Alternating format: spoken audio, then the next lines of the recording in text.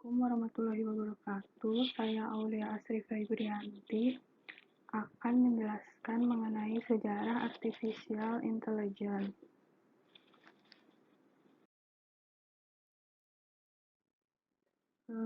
Sebelum ke sejarah artificial intelligence, di sini saya akan memberitahu apa itu artificial intelligence. Artificial Intelligence atau AI ini adalah kecerdasan yang ditunjukkan oleh mesin. Berbeda dengan kecerdasan alami yang ditampilkan oleh manusia dan hewan yang melibatkan kecerdasan dan emosi. Nah, perbedaan antara kategori pertama dan kategori terakhir seringkali terlihat dari akronim yang dipilih. AI kuat biasanya diberi label sebagai AGI, Artificial General Intelligence. Sementara upaya untuk meniru kecerdasan alami disebut ABI atau Artificial Biological Intelligence. Selanjutnya, langsung ke sejarah mengenai AI. Perkembangan kecerdasan buatan di tahun 1943 sampai 1955. Pada tahun 1943, Warren McCulloch dan Walter Pitt mengemukakan 3 hal, yaitu pengetahuan fisiologi dasar dan fungsi sel saraf dalam otak. Yang kedua, analisis formal tentang logikal proposisi. Yang ketiga, teori komputasi Turing. Nah, mereka ini berhasil membuat suatu model sel saraf T1 di mana setiap sel saraf ini digambarkan sebagai on dan off. Mereka ini juga menunjukkan bahwa setiap fungsi dapat dihitung dengan suatu jaringan sel saraf, dan bahwa semua hubungan logis dapat diimplementasikan dengan struktur jaringan yang sederhana. Lalu di tahun 1950, Norbert Wiener membuat penelitian mengenai prinsip-prinsip teori feedback. Nah, untuk contohnya, yang paling terkenal adalah termostat. Penemuan ini merupakan awal dari perkembangan AI ini sendiri.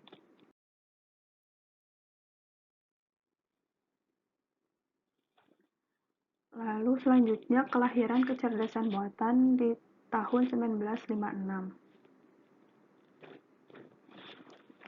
Pada tahun 1956, John McCarthy meyakinkan Minsky, Claude Shannon, dan Nathaniel Rochester untuk membantunya melakukan penelitian dalam bidang otomata, jaringan saraf, dan pembelajaran intelijensia. Mereka mengerjakan proyek ini selama kurang lebih 2 bulan, yang bertempatkan di Dartmouth. Hasil dari proyek ini yaitu program yang mampu berpikir non-numerik dan menyelesaikan masalah pemikiran, yang dinamakan Principia Matematik. Dengan adanya hal ini, menjadikan McCarthy disebut sebagai bapak kecerdasan buatan.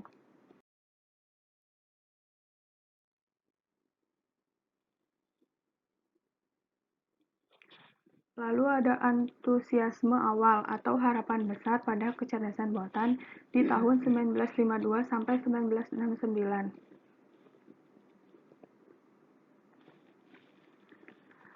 Awal perkembangan AI ini di tahun pertama mengalami banyak sekali kesuksesan. Diawali dengan kesuksesan Newell dan Simon dengan sebuah program yang disebut General Problem Solver. Nah, program ini dirancang untuk memulai penyelesaian masalah secara manusiawi. Pada tahun 1958, McCarthy di MIT AI Lab Memo nomor 1 mendefinisikan bahasa pemrograman tingkat tinggi, yaitu LISP, yang sekarang mendominasi pembuatan program-program kecerdasan buatan. Kemudian, McCarthy membuat program yang dinamakan Program with Common Sense. Di dalam program tersebut dibuat rancangan untuk menggunakan pengetahuan dan mencari solusi. Lalu di tahun 1959, Nathaniel Processor dari IBM dan mahasiswa-mahasiswanya mengeluarkan program kecerdasan buatan, yaitu Geometry Theorem Prover. Nah, program ini dapat mengeluarkan suatu teorema menggunakan aksioma-aksioma yang ada. Selanjutnya di tahun 1963, program yang dibuat James Lange mampu menyelesaikan masalah integral tertutup untuk mata kuliah dosis realitas di 1966 sampai 1973. Di sini perkembangan kecerdasan buatan mulai melambat disebabkan adanya 3 kesulitan utama, yaitu 1. Program-program kecerdasan buatan yang bermunculan hanya mengandung sedikit atau bahkan tidak sama sekali mengandung pengetahuan pada subjeknya. Nah, program-program kecerdasan buatan berhasil hanya karena manipulasi sederhana. Sebagai contohnya yaitu Weizenbaum's Eliza, program di tahun 1965 ini yang dapat melakukan percakapan serius pada berbagai topik. Lalu yang kedua disebabkan oleh banyak masalah yang harus diselesaikan oleh kecerdasan buatan. Yang ketiga, ada beberapa batasan pada struktur dasar yang digunakan untuk menghasilkan perilaku intelijensia.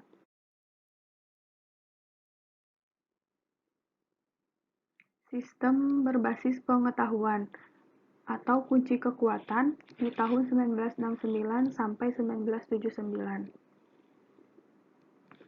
Nah, pengetahuan adalah kekuatan pendukung kecerdasan buatan. Hal ini dibuktikan dengan program yang dibuat oleh E.D. Feigenbaum, Bruce Buchanan, dan Joshua Lederberg yang membuat program untuk memecahkan masalah struktur molekul dari informasi yang didapatkan dari spektrometer massa. Nah, program ini dinamakan Dendral Programs yang berfokus pada segi pengetahuan kimia. Dari segi diagnos medis juga sudah ada yang menemukannya, yaitu Saul Amaral dalam proyek komputer di biomedicine. Proyek ini diawali dengan keinginan untuk mendapatkan diagnos penyakit berdasarkan pengetahuan yang ada pada mekanisme penyebab proses penyakit. Yang selanjutnya ada AI menjadi sebuah industri, tahun 1980 hingga sekarang. Industri kecerdasan buatan ini diawali dengan ditemukannya sistem pakar yang dinamakan R1. R1 ini mampu mengkonfigurasi sistem-sistem komputer yang baru. Lalu program tersebut mulai dioperasikan di Digital Equipment Corporation atau disingkat dengan DEC oleh McDermott pada tahun 1982. Pada tahun 1986, R1 telah berhasil menghemat sebesar $40 juta per tahun. Pada tahun 1988, kelompok kecerdasan buatan di DEC menjalankan 40 sistem pakar. Hampir semua perusahaan besar di USA mempunyai divisi AI, sehingga perusahaan yang sejak tahun 1982 hanya menghasilkan beberapa juta $, per tahun meningkat menjadi $2 miliar per tahun pada tahun 1988.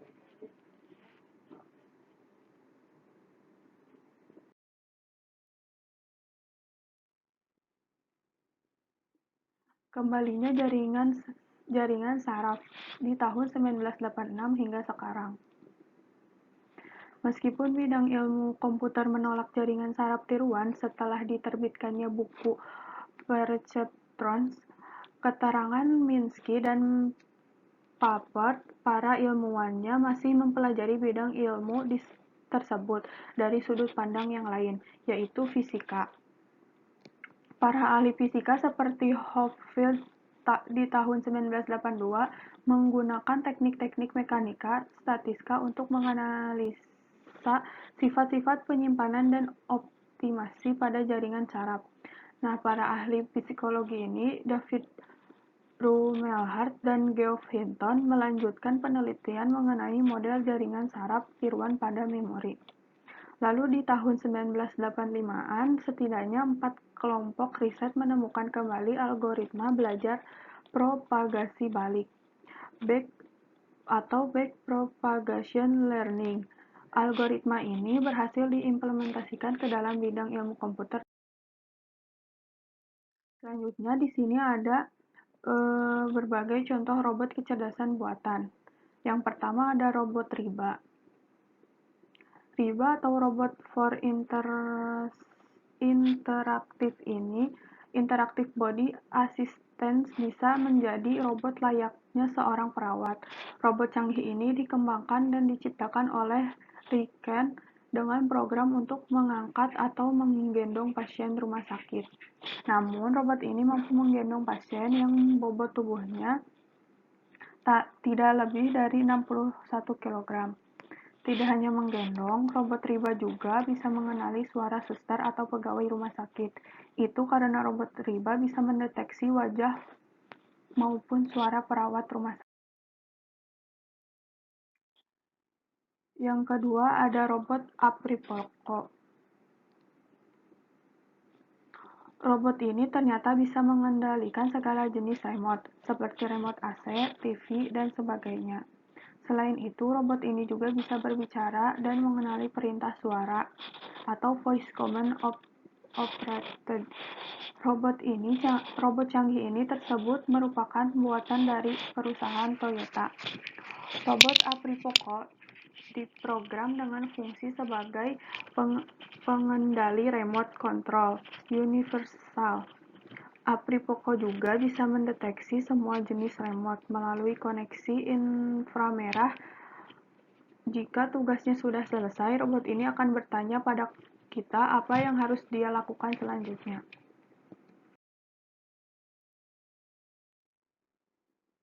Selanjutnya ada robot tanam padi.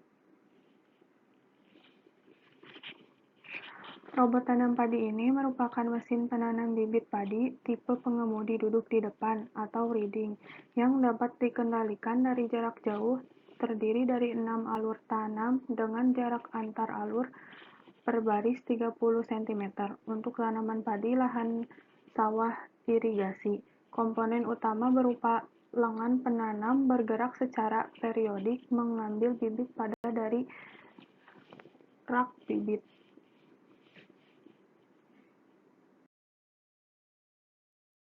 Reading.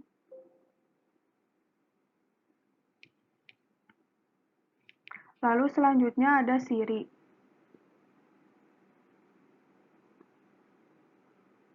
Siri, aplikasi terobosan Apple ini didesain untuk menjadi asisten pribadi pintar yang bisa membantu kita menyelesaikan banyak hal. Siri bisa mengirim pesan, menjadwalkan pertemuan, menelpon, dan lain-lain. Siri adalah salah satu contoh AI yang mampu mengelola perintah kita menjadi aplikasi Gmail. Layanan Google ini menggunakan mesin pembelajaran untuk menghentikan email yang tidak kamu inginkan. Sistem tersebut akan menganalisis dan mempelajari contoh email yang tidak kamu inginkan dan memasukkannya ke spam. Ini bisa melindungi penggunaannya dari malware dan email mencurigakan. Google juga sedang mengembangkan fitur Smart Reply yang bisa membalas email dengan gaya dan bahasa yang mirip seperti penggunanya. Selanjutnya ada aplikasi kecerdasan Google Maps. Peta dalam bentuk fisik sekarang sudah tidak banyak digunakan. Program navigasi ini menggunakan algoritma untuk menyarankan rute yang paling mudah untuk menuju ke tempat tujuan kita. AI yang dimiliki oleh Google Maps menyimpan data yang sangat besar untuk bisa menumpang seluruh peta dan rute.